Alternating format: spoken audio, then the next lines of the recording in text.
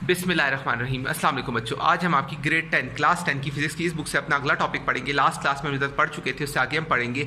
तो चले आए बच्चों, अब हम इस बुक से अपना अगला टॉपिक पढ़ते हैं। सो बच्चों, हमारे पास आज मोस्ट इंपॉर्टेंट टॉपिक है कैरेक्टरिस्टिक्स ऑफ साउंड। साउंड की खसूसियात। साउंड की कौन कौन सी खसूसियात है? Loudness of sound. सबसे पहले हम पढ़ेंगे loudness of sound. In a such characteristics of sound by which a loud on a फेंट साउंड कैन बी डिस्टिंग्विश्ड। अच्छा, लाउडनेस ऑफ साउंड में कैरेक्टरिस्टिक्स ऑफ साउंड की खसूसियात ये है कि इसमें हम क्या होता है कि हम साउंड के बारे में डायग्नोज कर सकते हैं कि आया इसकी आवाज़ जो है वो इसकी जो साउंड की पिच है या वॉल्यूम है वो इंक्रीज है या डिक्रीज है। When we talk to our friend our noise is low. इसकी मिसाल आप इस लिए कि जब हम अपने दोस्त किसी करीबी बैठे दोस्त के साथ बात कर रहे थे तो हम आहिस्ता आवाज़ यूज़ करते हैं। But when we address a public gathering on a voice in loud. लेकिन जब हम किसी पब्लिक गैदरिंग, किसी बड़े सोशल पब्लिक गैदरिंग में बैठे होते हैं बहुत सारे लोगों के दरमियान में, तो हम एक बड़ी आवाज़ में सबसे मुखातिब करते हैं ताकि सब तक हमारी आवाज़ पहुंच सके। Loudness of sound depend upon many factors. Sound की जो आवाज़ की जो लाउडनेस है वो बहुत सारे फैक्टर्स पे निसार करती है। Some of them are discussed below. अब हम उसके बारे में कुछ स्टडी करेंगे, जैसे amplitude of vibrating body. Amplitude of vibrating body क्या होता है? It is amplitude of vibrating body is a large, the sound produce will be loud. अच्छा, अगर amplitude of vibrating body large है, मतलब अगर जिस्म की जो बहुत ज़्यादा वाइब्रेटिंग बॉडी की जो वो है बहुत लार्ज है, तो आवाज़ भी बहुत ज़्यादा ही होगी। While the sound will be low, it's the amplitude is small. अगर उसकी एम्पलीट्यूड मतलब ये कि हमारे अगर गले की जो एम्पलीट्यूड है वो कम है, स्लो है, तो आवाज़ कम निकलेगी। लेकिन अगर amplitude of a body is large, लेकिन अगर उसकी लार्ज है तो आवाज़ भी बहुत ज़्यादा होगी। अब है एरिया ऑफ वाइब्रेटिंग बॉडी।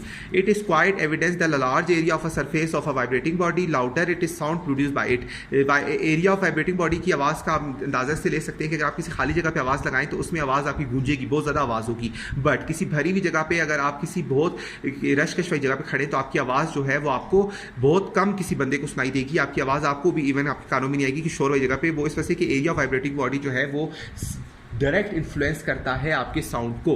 ठीक है, सो आपको समझ आया कि एरिया ऑफ वाइब्रेटिंग बॉडी क्या? एरिया ऑफ वाइब्रेटिंग बॉडी यही है कि जितना आप लाउडर बोलेंगे, किसी अगर बड़े एरिया में बोलेंगे, जो खाली एरिया होगा तो आपकी आवाज़ गूंजेगी। But in a smaller area की एक छोटी जगह पर अगर आप आवाज़ ले रहे हैं और बहुत सारे लोग उस जगह पर प्रेजेंट है तो आपकी आवाज़ आपको नहीं सुनाई देगी। डिस्टेंस फ्रॉम वाइब्रेटिंग बॉडी में क्या है? Loudness of sound also depend upon the distance of vibrating body from the listener.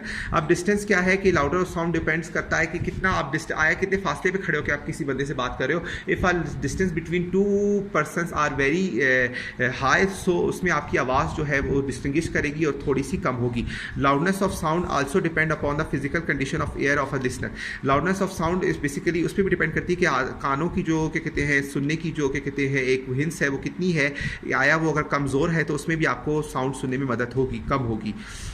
Sound appears louder to a person while sensitive ears than to the man with defective ears।